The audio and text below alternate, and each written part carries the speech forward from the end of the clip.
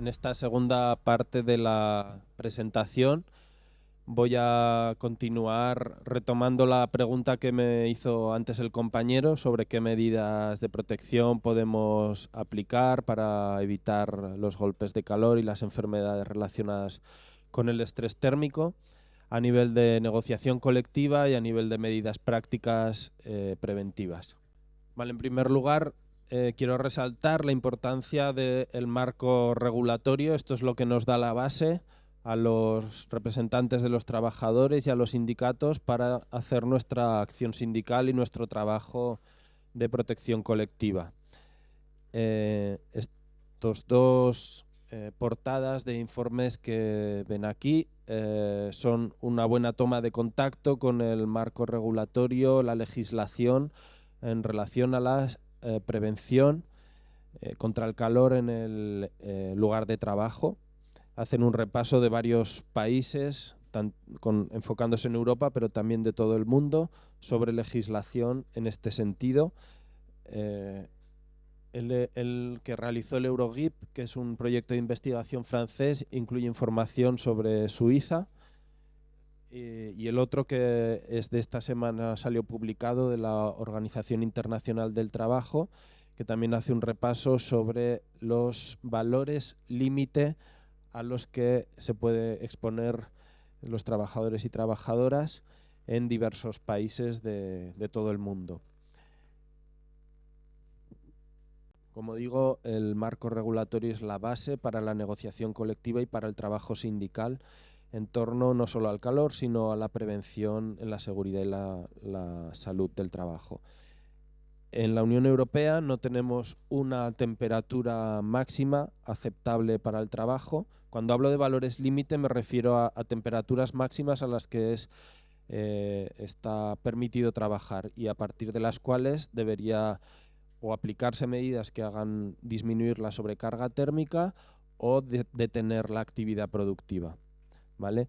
Como digo, en la Unión Europea no tenemos este tipo de valores límite, sino que esto se regula a nivel nacional y hay una gran variedad de valores límite. Por ejemplo, en Austria, que sería un país más bien de la franja no tan calurosa o más fresca, tenemos que para el esfuerzo físico reducido los valores límites son los 25 grados centígrados. Para trabajos donde la actividad física y la tasa metabólica es más elevada, lógicamente el valor límite es más bajo, es un grado más bajo. Bueno, no voy a detenerme en repasar todos los valores límites de cada país, pero los he puesto aquí varios para que vean que no coinciden en todos los países.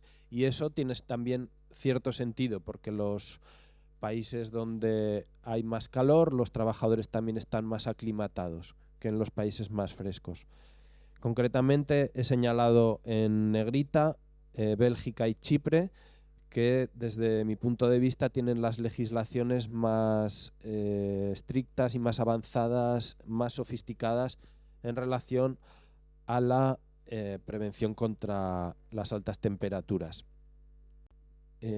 Según la OIT, el 75% de las legislaciones nacionales utilizan un indicador de estrés térmico para evaluar el nivel de riesgo al que se exponen los trabajadores. 10 de las 15 legislaciones que se analizaron en el informe que les mostraba antes usaban el método de bulbo húmedo, en inglés VBGT. Este método de medición y de evaluación del riesgo térmico tiene en cuenta no solo la temperatura del aire, sino también la circulación del aire, la humedad, y hay diversas tablas que sirven para adaptarlo en función de la carga física del trabajo y del tipo de vestimenta que usa el trabajador. Y en esta tabla, como podéis ver, uno de los resultados de este informe de la OIT era que en los países con climas más cálidos los valores límites son un poco más altos que en los países relativamente más frescos, como podría ser el caso de Suiza. Y tenemos 3 niveles porque dependiendo de la intensidad del trabajo, pues los valores límite pueden cambiar. Creo que después van a hablar personas que saben mucho más de cuál es el marco regulatorio suizo. Yo me baso solamente en el informe del Eurogip, publicado en 2023, y lo que decía en este informe es que en Suiza no existe un valor límite de temperatura para el trabajo, con la excepción de trabajos subterráneos donde el valor límite es igual a los 28 grados centígrados. Además, la ley prevé que hay una obligación para consultar con un médico especialista en salud laboral cuando las temperaturas superen de manera habitual los 30 grados centígrados. Y también en el informe se hace eco de que en el sector de la construcción hay una ordenanza que dice que cuando haga mucho calor o mucho frío deberán adoptarse medidas para proteger a los trabajadores, pero sin especificar ni el tipo de medidas ni los valores límite que no quedan claros. Y eso podría hacer una equivalencia quizá con España, que tiene valores límite que se aplican a lugares de trabajo en interior, pero que hasta el año pasado los trabajos a la intemperie o en el exterior no estaban regulados, sino que se decía que había la obligación de proteger al trabajador cuando las temperaturas eran demasiado elevadas. Eso cambió con un Real Decreto en España el año pasado, pero todavía seguimos sin tener valores límites, sino que nos basamos en alertas del Servicio Meteorológico Estatal, lo cual es un avance, pero creemos que no es suficiente todavía porque digamos que la ciencia ha avanzado lo suficiente en estos momentos como para establecer qué valores son seguros y qué valores no lo son. Y los servicios de alerta meteorológica no tienen en cuenta, al menos en España, ni la humedad del ambiente ni las características del lugar de trabajo concreto donde se está llevando a cabo la actividad laboral.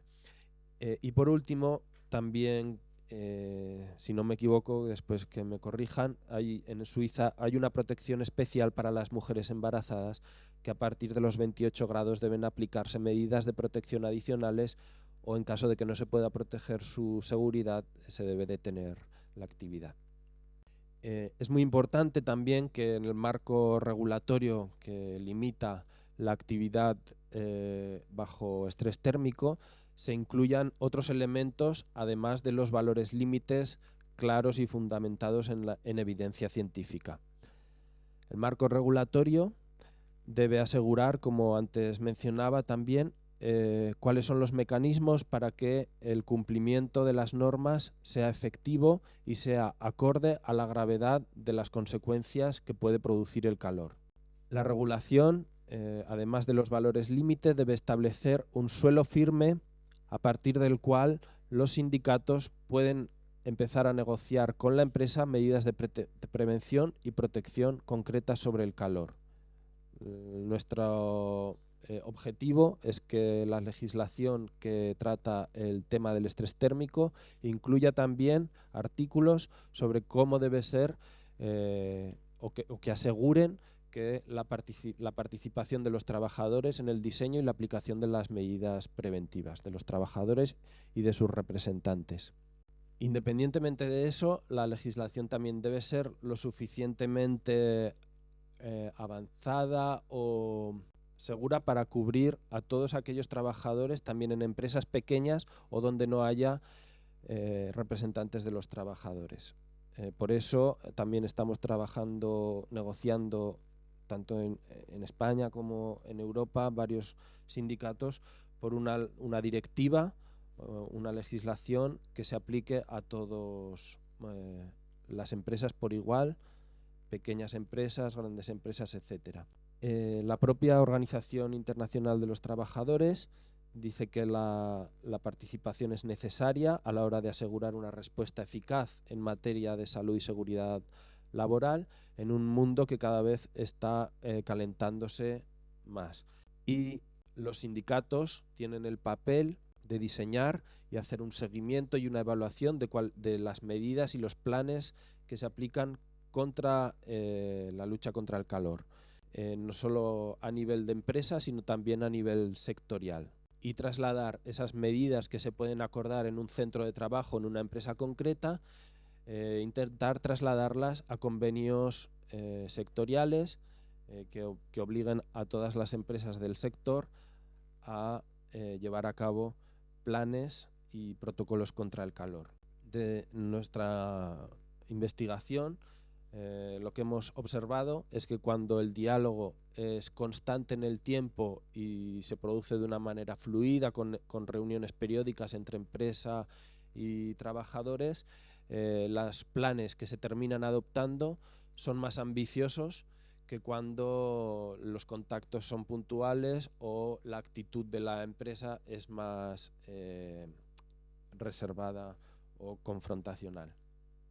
En concreto, estos resultados provienen de un proyecto que se llama AdaptHit, que presentaremos en junio en Bruselas y que incluye la perspectiva de la adaptación del lugar de trabajo por delante o de manera complementaria a la perspectiva de la mitigación. La perspectiva de la mitigación, que es muy importante y que dice que debemos intentar reducir las emisiones de carbono desde todas las áreas y los sectores, pero nosotros decimos que el cambio climático ya está aquí y que es igual de importante o más proteger la salud de los trabajadores en estos momentos, y que por tanto no solo tenemos que en las políticas no deben solo reflejar ese énfasis en reducción de las emisiones, sino también en adaptar los puestos de trabajo para asegurar la vida de las personas trabajadoras ante un riesgo que ya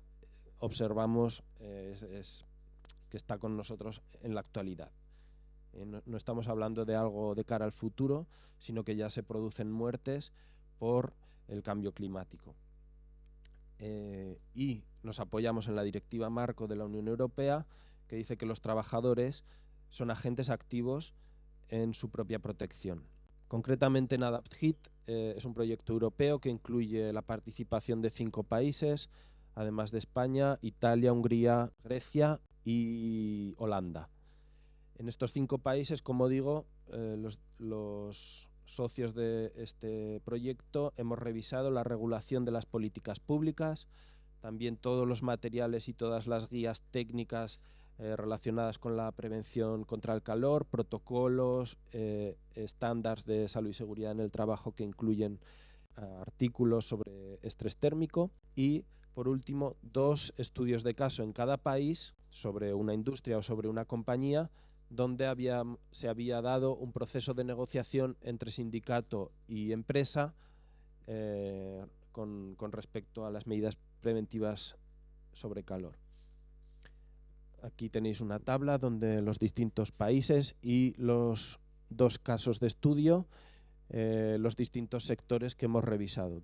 En España, por ejemplo, revisamos un proceso de negociación entre los representantes de comisiones obreras y la patronal del sector de gestión del agua, que incluye tanto depuradoras como provisión de agua para las personas. También la construcción, pero veis que en otros países se han revisado casos de la industria alimentaria, de la agricultura, la construcción naval o la educación, y la logística y el transporte, que son sectores muy expuestos a las inclemencias del tiempo y al estrés térmico. Es un proyecto que comenzó mi colega Claudia y que lleva en marcha por más de 3 años. Ahora estamos a punto de acabarlo. No puedo revisar todos los resultados que se han producido, aunque cuando esté disponible el informe lo haré llegar al CEGAS. Y aquí he traído algunas de las conclusiones más importantes de este proyecto. La primera de ellas es que el cambio climático ahora cada vez más es cierto que hay una conciencia colectiva. También oímos cada vez más hablar sobre los problemas de salud pública, esto es para la población general, que se están produciendo, pero todavía falta mucho trabajo por hacer para que las consecuencias del cambio climático se entiendan que son también un problema para la salud y la seguridad de los trabajadores. Hay marcos, como digo, hay muchos planes contra Heat and Health Plans. En todos los países de Europa es la norma que se hagan este tipo de planes, pero que solo tienen en cuenta pues, a población general, que son los que, es cierto que la población anciana o la población con problemas de salud preexistentes son los más vulnerables, pero los trabajadores también son un colectivo de riesgo y no queda recogido sus especificidades dentro de estas políticas públicas contra el calor.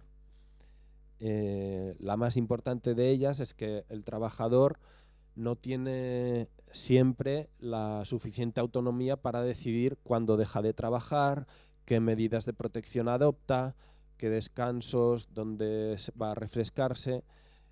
Y en general las políticas públicas siempre tienen ese enfoque de que es el individuo el que debe ocuparse de proteger su propia salud. Eso en un contexto laboral, como sabemos, no es automático. No depende solo de la voluntad del propio trabajador, sino que hay un contexto que condiciona su conducta para protegerse del calor. Otra de las conclusiones a las que llegamos en este proyecto es que las medidas de protección están pensadas para los meses de verano, a pesar de que las olas de calor se extienden cada vez más a otros periodos del año. Y por eso decimos que estas medidas de prevención deben estar presentes durante todos los meses del año. También hemos visto, revisando la regulación sobre calor, que los sistemas de evaluación no son siempre los mismos y que algunos de ellos, como decía los servicios meteorológicos, por ejemplo, no se ajustan lo suficiente a la evidencia científica que tenemos en la actualidad, porque solo miden la temperatura del aire, cuando sabemos que en la sensación térmica intervienen otros factores como la humedad o la circulación del viento. Además, la aplicación de la normativa sobre protección contra el calor no siempre se aplica, o bien por falta de concienciación, de que no se toma en serio, o se piensa que es un problema inevitable, que siempre ha hecho calor, y no se tiene la conciencia de que el calor debería tratarse como un riesgo laboral. También hemos detectado la resistencia de las empresas a aplicar medidas preventivas que supongan un coste económico, por eso hablamos de que hay que trabajar en convencerlas por distintas vías, por la negociación, por la rentabilidad que supone a largo plazo, por los derechos conquistados y, en último término, si no funciona ninguna, pues mediante la inspección de trabajo, denuncias, sanciones, etcétera. Pero la idea es intentar trabajar en la prevención antes que en la sanción y en las consecuencias. Los servicios de inspección de trabajo también hay una patente falta de medios, de recursos para que puedan ir a investigar o ir a vigilar a todos los lugares. Es especialmente difícil en sitios donde la mano de obra va cambiando de su localización, como en el campo. Por eso hace falta más recursos y también hay una tendencia, desgraciadamente, que es a nivel mundial, de un debilitamiento de la presencia y la capacidad negociadora de los sindicatos, que termina afectando termina teniendo consecuencias para la salud de los trabajadores en relación al calor y a muchas otras cosas, y el ejercicio de derechos en muchos otros ámbitos. La atomización del tejido empresarial también es otro obstáculo para la aplicación de medidas preventivas en relación al calor. Las pequeñas empresas tienen, en países como en España, hay una gran presencia de pequeñas empresas donde es más difícil llevar a cabo medidas preventivas, porque tienen menos recursos, porque no es obligatoria la existencia de representantes sindicales ni de servicios de prevención, trabajadores autónomos, trabajadores informales, etc. Otra de las conclusiones que me gustaría traer a colación es que las empresas también, hay que obligar a las empresas a que lleven acuerdos y que apliquen planes de prevención contra el calor. La voluntariedad, hay empresas que hemos estudiado que tienen una gran voluntad de aplicar los mejores servicios preventivos, la evaluación, la participación, pero hay otras que no. Entonces, tiene que haber una legislación clara y estricta a este respecto, aunque suponga un coste económico para las empresas. En la revisión que hemos hecho a nivel de estos 5 países en Europa, hemos visto que la negociación es una buena vía para intervenir en relación a la protección al calor, pero tiene un alcance modesto todavía. Son más bien iniciativas, como digo, muy específicas, muy concretas, que no abarcan a los sectores más desprotegidos de la clase trabajadora. Y estoy intentando hacer un resumen porque no quiero aburriros con tanto texto, pero estas serían un poco las conclusiones más importantes de nuestro proyecto AdaptHeat. La última conclusión es que la normativa no es garantía suficiente de protección, sino va acompañada de la capacidad de que dicha normativa sea aplicada de manera efectiva por las empresas. El papel de vigilancia y control debe ejercerse por parte de las organizaciones sindicales y también por parte de la organización y la inspección de trabajo.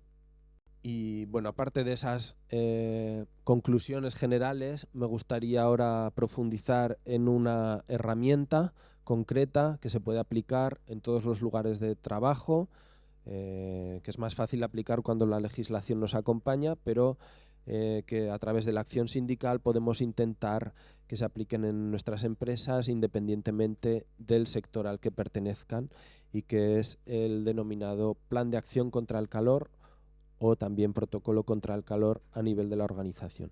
Podemos definirlo como un conjunto de procedimientos acordados entre la empresa y los representantes de los trabajadores para determinar en cada momento si las condiciones ambientales aumentan la exposición al estrés térmico, creando un nivel de riesgo que haga necesario adoptar medidas adicionales a las habituales para proteger la salud y la seguridad. Es decir, tenemos que negociar con las empresas y hacer que ese plan sea vinculante en la medida de nuestras posibilidades para que se establezca un método de evaluación del estrés térmico que tenga varios niveles, de menos grave a más grave, y que cada uno de esos niveles tenga una serie de medidas claras y concretas de protección frente al calor y que sigan una progresión, incluso llegando a los niveles naranja o rojo, los niveles más graves, que prevean la detención, el paro de la actividad productiva, si no hay otra manera de proteger al trabajador. Ahora voy a detallar rápidamente los pasos que debe cumplir un plan de acción que sea lo más integral y completo posible. El primer paso, como digo, sería crear un grupo de trabajo formado por representantes de los trabajadores y por la parte empresarial. Y si es necesario, contar con asesoramiento técnico de profesionales en prevención de riesgos laborales. Este grupo de trabajo, lo idóneo es que se cree y empiece a trabajar antes del verano. Las medidas debemos acordarlas en invierno para que sean aplicadas el siguiente verano, y si es necesario, después del verano, revisarlo, actualizarlo y volverlo a firmar para el siguiente año. El segundo paso del plan de acción contra el calor sería adoptar un método que esté consensuado entre trabajadores y empresa y que permita establecer de manera clara y rigurosa cuál es el nivel de peligrosidad del ambiente térmico al que nos enfrentamos. Como digo, ese método, que desde nuestro punto de vista debe ser un método científicamente validado como es el VBGT, que debe tener en cuenta no solo la temperatura del aire, sino otros parámetros que influyen en la sobrecarga térmica.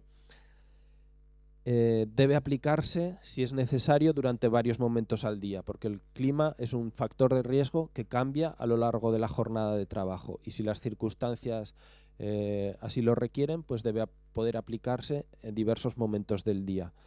La Agencia de Salud y Seguridad de Estados Unidos, el NIOSH, de hecho, dice que os recomienda que el método se aplique hora a hora.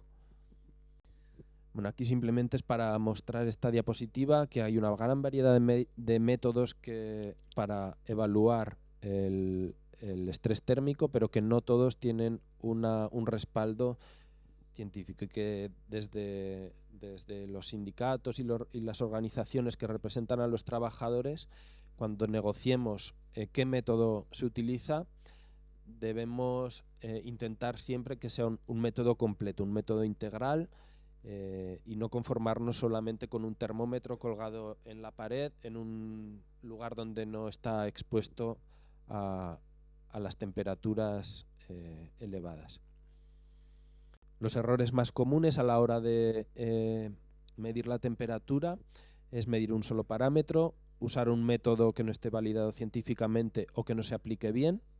También ocurre a veces que no se tienen en cuenta las diferencias o las especificidades de la ropa o de la carga física de los puestos de trabajo. Por tanto, si hay puestos de trabajo muy distintos, deben evaluarse de manera diferente cada uno de ellos. Y debemos evaluar en condiciones adecuadas. No si el técnico, el VBGT, tiene la desventaja de que es un método que exige cierto...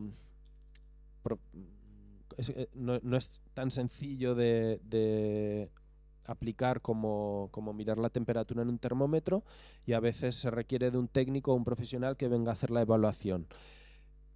Si ese técnico o ese profesional viene un día lluvioso, un día que está nublado, o viene al comienzo de la jornada en las horas frescas del día, no está haciendo bien su trabajo, es necesario evaluar en los momentos donde el riesgo térmico es más elevado. ¿Vale? Es algo a tener en cuenta cuando se realizan evaluaciones de estrés térmico. El plan de acción, el tercer paso que debemos tener en cuenta a la hora de realizarlo, sería especificar las medidas preventivas adecuadas para cada nivel de peligrosidad, incluyendo los EPIs que se deben utilizar, las tareas, qué medidas de tipo organizativo, los descansos, adaptar la jornada laboral, empezar más temprano si es necesario para evitar trabajar en las horas más calurosas del día. Las tareas más exigentes físicamente deben reorganizarse o planificarse para hacerlas al comienzo de la jornada, cuando el trabajador está todavía fresco, donde la temperatura es menos elevada. Eso serían medidas de tipo organizativo, y que debe quedar claro cuando se ponen en marcha de manera automática cuando hay una temperatura o un ambiente térmico elevado. Es recomendable hacer fichas de este tipo para cada una de las tareas o cada uno de los puestos de trabajo que implican tareas diferentes. Y diríamos las de color verde, que serían las medidas habituales que deben estar presentes durante todo el año, y cuando hay un nivel sucesivamente más elevado de estrés térmico, pues añadir medidas adicionales que permitan prevenir el riesgo elevado de estrés térmico. Y son medidas que, una vez se negocian, se deben aplicar de manera automática cada vez que estemos en uno de estos escenarios, que deben tener valores claros de dónde empieza a aplicarse cada uno de ellos, usando, a ser posible, la herramienta VBGT. El cuarto y el quinto paso del plan de acción contra el calor sería establecer qué personas, qué individuos con nombres y apellidos son las responsables de efectuar el cumplimiento del plan. Cada lugar de trabajo debe tener, además de todas estas medidas que ya hemos visto, una persona responsable presente que sepa cuáles son las medidas de emergencia y que comunique al resto de sus compañeros cuál es el nivel de peligrosidad previsto para ese día y si hay cambios que también lo comunique y que diga cómo debemos adaptar el plan de trabajo para cada jornada. También debemos de designar a unas personas que sean las responsables de los primeros auxilios, de formarlas, etcétera, para que sepan qué acciones deben llevar a cabo si las medidas de prevención fallan. Y eso es importante, que sean personas concretas, que todo el mundo conozca quiénes son los responsables de esas medidas de seguridad y del conocimiento del plan de acción contra el calor. Sobre todo esas personas deben tener en cuenta trabajadores y trabajadoras que tengan problemas de salud previos, que sean sensibles por la razón que sea al estrés térmico, y a las personas que acaban de llegar o que acaban de incorporarse a la empresa, porque los accidentes de calor ocurren sobre todo en los primeros días. Los trabajadores más nuevos o que acaban de llegar, que no conocen o que no están aclimatados o que no conocen los riesgos relacionados con el estrés térmico. Y por último, el sexto y séptimo pasos del plan de acción contra el calor debería ser implementar un plan de formación sobre estrés térmico que se imparta a todos los trabajadores y trabajadoras, que incluya el dar a conocer cuáles todas las fases de este plan de calor y también los primeros auxilios y, muy importante, el reconocimiento temprano de los síntomas por exceso de calor. Hemos visto que el calor es un asesino silencioso y que a veces los síntomas no son visibles, o a veces son visibles, pero como no somos capaces de reconocerlo, no damos la voz de alerta y eso termina agravando las consecuencias. Por eso, independientemente del método de medición o de evaluación del riesgo del estrés térmico, siempre debemos priorizar el reconocimiento temprano de los síntomas. Si vemos que una persona está sufriendo sudoración excesiva o se marea o tiene calambres, todo esto son síntomas de sobrecarga térmica, que son lo primero que debemos observar para atender a una persona, ponerla que se refresque, que tome agua, etcétera, etcétera, para que recupere su temperatura corporal adecuada. Y eso hay que hacerlo aunque estemos en una situación verde de bajo riesgo, aunque el termómetro marque lo que sea. Siempre priorizar este tipo de reconocimiento de síntomas. Y cuando estemos trabajando en situaciones de riesgo térmico elevado, nunca dejar que la persona trabaje sola, e intentar siempre que sean por parejas, porque si una persona se desmaya, el compañero o compañera pueda atenderla. Y el último paso sería la mejora y la evaluación del plan año a año y cambiarlo si es necesario.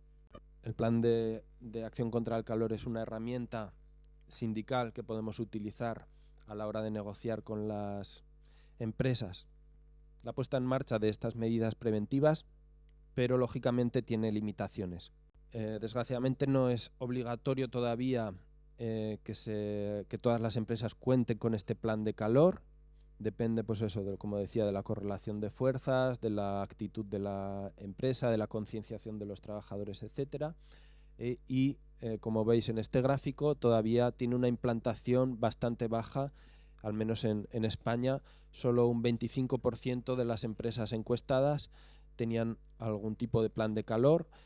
En cambio, un 35% de empresas ni siquiera sabían, o de trabajadores, ni siquiera sabía si su empresa tenía previsto algún tipo de medida cuando hay calor, y un 40% no tenían ninguna medida específica para proteger a sus trabajadores de este riesgo. Como sindicatos debemos intentar llevar estos planes de calor, convertirlos en convenios para que se apliquen a nivel territorial o a nivel sectorial.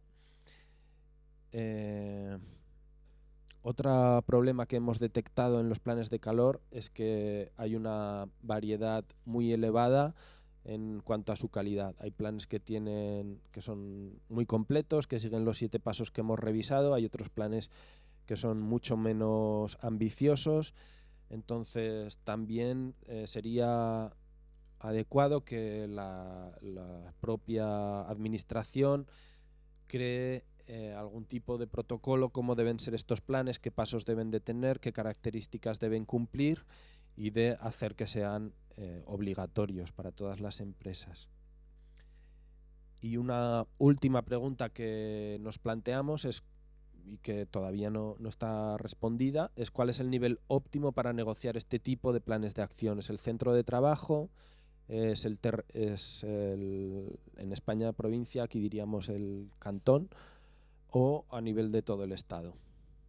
Y bueno, para acabar me gustaría destacar otras acciones que podemos llevar a cabo para proteger a los trabajadores, además del plan. Tenemos campañas de comunicación, de denuncia a los medios de comunicación cuando no se están cumpliendo las medidas de protección.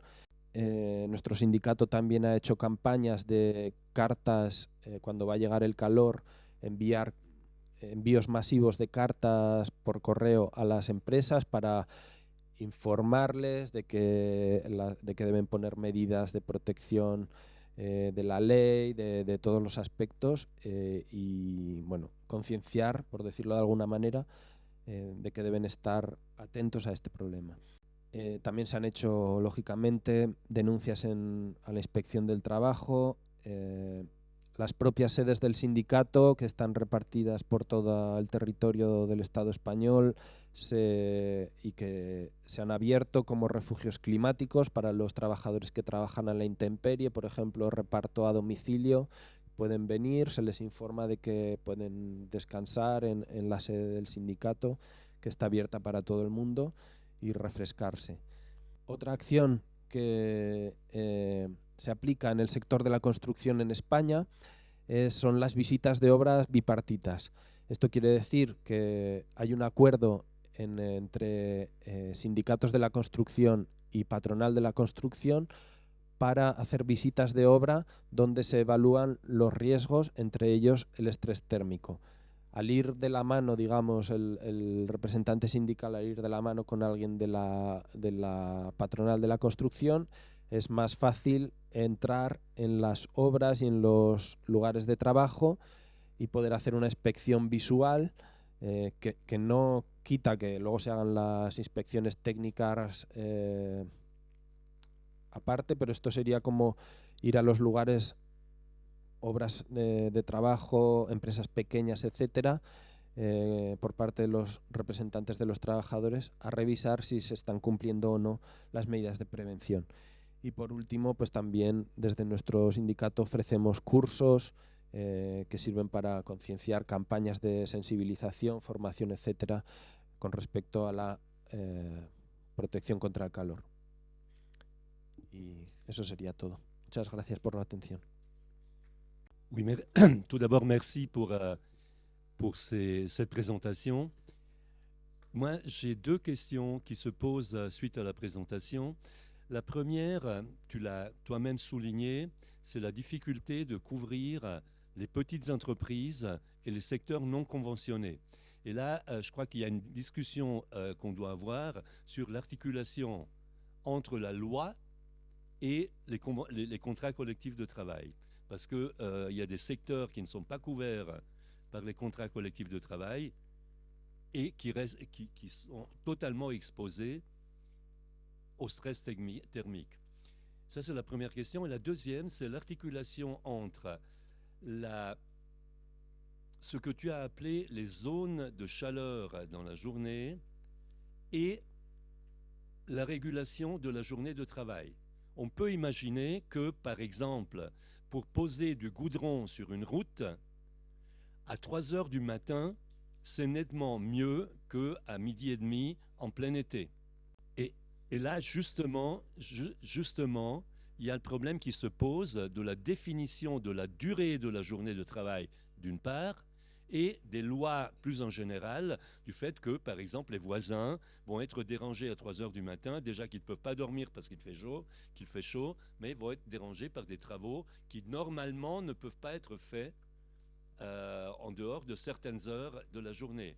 Donc là, c'est l'articulation entre dérégulation et protection qui, à mon avis, doit être discutée. Muchas gracias por la pregunta, muy interesante. Yo creo que no debemos dejar ningún ámbito sin participar. Creo que hay que intervenir a nivel legislativo general y a nivel de convenio colectivo. Cuando se trabaja a nivel de convenio colectivo es más fácil llegar a acuerdos ambiciosos, pero también si no trabajamos a nivel de legislación general, lo que decías de las pequeñas empresas o los trabajadores informales quedan al descubierto porque ellos no tienen la capacidad de, o al menos es así en España, de negociar convenios colectivos efectivos y rigurosos y que aseguren la seguridad y la vida de los trabajadores. Y con respecto a la segunda pregunta, el tema de la adaptación horaria es uno de los más complejos y de hecho no lo he mencionado, pero además de adaptar los horarios, comenzar más temprano, terminar antes, una cosa que sí que hemos visto que se lucha desde los trabajadores, sobre todo desde la parte sur de Andalucía en España, es la jornada intensiva. Reducir, entrar 1 hora antes a trabajar, a las 7 de la mañana, a las 6 de la mañana, pero acabar a las 12 del mediodía. Y eso debe estar en Andalucía ya hace muchas décadas, desde los años 90, 80 que se aplica la jornada intensiva. Y el problema ahora es que como cada vez tenemos más olas de calor a lo largo del año, esa jornada intensiva se ha quedado demasiado corta. Y otra cosa que quería mencionar es que la patronal de la construcción presiona para que se trabaje. Actualmente el 70% de las horas que se pierden debido al calor, porque hay que detener la actividad, luego hay que recuperarlas. Y ese es, digamos, ahora mismo uno de los principales focos del conflicto, son las horas a recuperar por el calor, detener la actividad. Hay que llegar a un acuerdo para... las empresas nunca van a querer renunciar a que se haga una recuperación de horas, pero tampoco podemos permitir que haya que recuperar el 100% de las horas que no se han trabajado por el calor, porque si no estamos incurriendo en lo que decía antes, de que se trasladan los costes a los trabajadores. Y en ese sentido, algunos países como Italia lo que han hecho es establecer un sistema, digamos, de seguro o de mutualidades en las cuales es el propio Estado el que cubre una parte de esas horas no trabajadas por el calor. Se implementa como una especie de seguro de desempleo por calor y una parte se paga a las empresas y otra parte una parte del sueldo de los trabajadores se cubre desde este fondo mutualizado.